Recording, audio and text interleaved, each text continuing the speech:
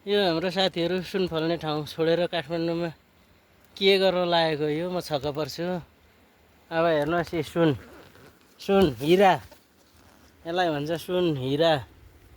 अब टिप्दैछ यी ज्ञान भाइले सुन हिरा टिप्दैछ। राम राम पोकै छ त हौ पोकै यो त आमामा ल हेर कत्रो कत्रो यो आमा हत्तेरिका तर किरा लाग्दो रहेछ है अलिअलि लाग्छ होला ए अलिअलि लागिहाल्छ किरा पनि लाग्दो रहेछ तर के मजाले फलेको यार आँच खैली भन्दै त्यस्तै यार यो त हत्तेरिका ल हेर्नुहोस् साथीहरू सिन्धुपाल्चोक मेलम्ची नगरपालिकाको मेरो साथीको कृषि मेरो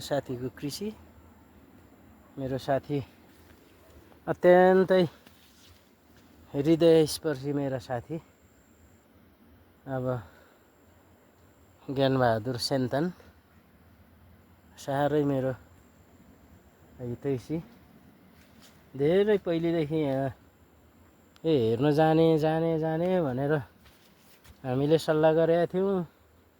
दाजुभाइले कहिल्यै नजुरेको आज जुर्यो। यस्ता रमाइलो ठाउँमा यार यो अकबरे खोर्सानी फलेको त्यत्तिकै देख्छु। मकै त्यस्तै बाफ्रे बा यहाँको यो माटो फेरि अत्यन्तै खेतीयोग्य माटो रहेछ। त्यसो हुनाले पनि यहाँ चाहिँ हरेक कुरा उत्पादन राम्रो हुँदो रहेछ। कृषिको लागि यो माटो चाहिँ साह्रै राम्रो है ज्ञान भाइ हल्का एकदमै ढुङ्गा नभएको खन्नलाई सजिलो टक्कै मलिलो माटो मलिलो एकदम हल्का। ओहो हो खोर्सानीको राजा ल के अरे खोर्सानीको राजा सुनको राजा होइन ल यो यसरी त टिप्ने होला।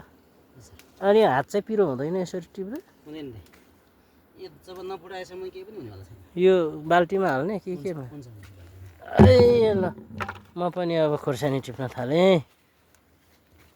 के गर्नु अब यो खोर्सानी चाहिँ टक्क काठमाडौँमा लगेर 500 रुपियाँ केजी बेचेपछि पैसा कति आउने हो थाहा छैन। पोरैसम्म पो रहेछ त फेरि छनुमा होइन यो पोहोरको यसपालिको त अब भर्खर फल्ने बेला हुन लाग्यो। ओहो यो एकपटक रोपेको बोट कति वर्ष फल्छ ज्ञान भाइ?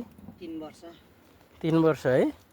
त्यही स्याहार सुसार कटिङ गोडमेल मलजल कटिङ पनि गर्नु पर्यो। कटिङ गर्नुपर्छ। यो तपाईँको अहिले देखेछ नि यतिकै रोगी फल्छ अब अर्को वर्ष है। ए यसलाई काट्नुपर्छ यो यति यति काट्ने ए तलै पो काट्ने पलाउँछ फेरि त्यहाँबाट फेरि एकदम राम्रो आउँछ। यो खेती गर्ने नि तरिका हुन्छ हो त तरिका। अनि यस्तो तरिका चाहिँ कहाँ सिकेको तपाईँले चाहिँ? पहिलेदेखि कृषि विज्ञान हो नि हो कृषिको विज्ञान। अनि हाम्रो खोटाङको मदन राई जतिकै है क्या? खोटाङको मदन राई कृषि विज्ञ अरू पनि विज्ञ भन्थे। अब बुढा मान्छे आजकल चाहिँ त्यति देखिनु छोड्नुभयो। तर कृषिको चाहिँ स्कुलै चलाइराख्नु भएको छ खोटाङमा। सबै वनस्पति जीवजन्तु प्रायः जसो छ। माछा हाँस कुखुरा घोडा बाख्रा भैँसी यस्तोहरू पाल्नु भएको छ उहाँले। यसमा पुगेको छु राम्रो छ। अब त्यस्तै तरिकाले तपाईँले पनि यहाँ लाग्नुभयो भने त अनि यो त महिनामा त 10 लाख कमाइ हुन्छ यार।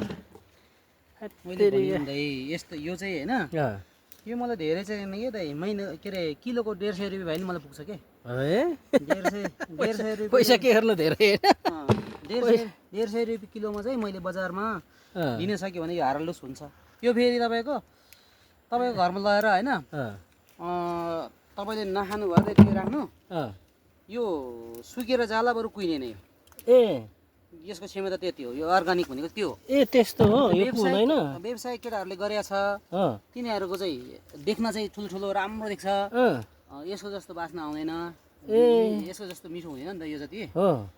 त्यो जति मिठो हुने त्यो चाहिँ रासायनिक मलहरू प्रयोग गरेको होला होइन? रासायनिक भन्दा नि तिनीहरूले के केमिकलहरू हाले हुन्छन् कि अरे म त्यतातिर जाँदैन म चाहिँ कस्तो खालको मान्छे भने तपाईँको चाहिँ विशुद्ध बाख्राको मल, बाख्रा कुखुरा कुखुराको खरानीहरू हुन्छ अनि गोरुको खरानी गोबर होइन खरानी। ए अनि यो चाहिँ तपाईँको त्यही कारणले यो चाहिँ तपाईँको के भन्छन् यो जति राखे पनि तपाईँ कुहिनेवाला छैन, यो कुहुँदैन है? सुकेर जान्छ बरु। ल 2-4वटामा पनि ट्राई गर्छु लगेर हेर्छु के हुँदो रहेछ। अस्ति खै हाम्रो घरमा पनि त्यहाँ आइपुगेको थियो, कसले कता लानु आँटेको अरे विदेश, अनि फ्लाइट क्यान्सल भएर के भएर भन्दै एक बट्टाले गएर छैन कुहिसके गएको थियो कि। अनि हाम्रो बुढियाले सुखाइ हिँड्दै थियो तर कुहिसकेको देखेको थिएँ मैले। केटाहरूले रोमनियातिर त एउटैले 3-4 किलो 4 किलो बोकेर गइरहेछ है सिन्धुपाल्चोकको खोर्सानी। अर्ग्यानिक। ल साथी हो, गाउँमा बस्नुको रमाइलो मजा छुट्टै छ। यस्तो दुःख धेरै छ हैन? यस्तो दुःख भए पनि आनन्द छुट्टै छ। अर्ग्यानिक यसरी आफ्नैको रहेछ बारीमा फलेको बिहानीको सुरुवातीसँगै भने जस्तो होइन, बिहानीको सुरुवातीसँगै भने जस्तो यस्तो सुन फलेर गाउँमा चाहिँ यसरी लथालिङ्ग छ। यो कसले टिप्ने? अब आज ज्ञान भएर म काठमाडौँबाट आयो र पो टिप्दैछौँ, नत्र कसले टिप्ने? त्यसैकै खसेर जान्छ होइन, भुइँभरि खसेर चाहिँ गइरहेछ है, यसरी भुइँभरि खसेर गइरहेछ कसले? तर यसको महत्त्व चाहिँ के गर्न, हामीले बुझे पनि हामीले यसलाई चाहिँ व्यवहारमा उतार्न सकिएको छैन। विभिन्न बाध्यता परिस्थिति समस्याका कारणले काठमाडौँमा धुलो धुवा खाएर एकदमै विषादीयुक्त तरकारी खाएर बस्नु परेको छ। रहर त थिएन, बाध्यताले गर्दा त्यसरी बस्नु परेको छ। तर निकट भविष्यमै आफ्नै गाउँ आफ्नै ठाउँ फर्केर यही तरिकाले एकदम आनन्दको शान्तिको जिन्दगी जिउनुपर्छ। सबैले त्यही गर्नुपर्छ। त्यो भिडभाड डाँडा ढुँडो ट्याट्या टुटु सबै छोडेर फर्किनै पर्छ। गाउँ आफ्नो गाउँ आफैले बनाउने हो भन्दै मैले यो भिडियोलाई यहीँ अन्त्य गरेँ। हस्, जय सिन्धुपाल्चोक मेलम्ची नगरपालिका होइन, मेलम्ची नगरपालिका वार्ड नम्बर 4। By by.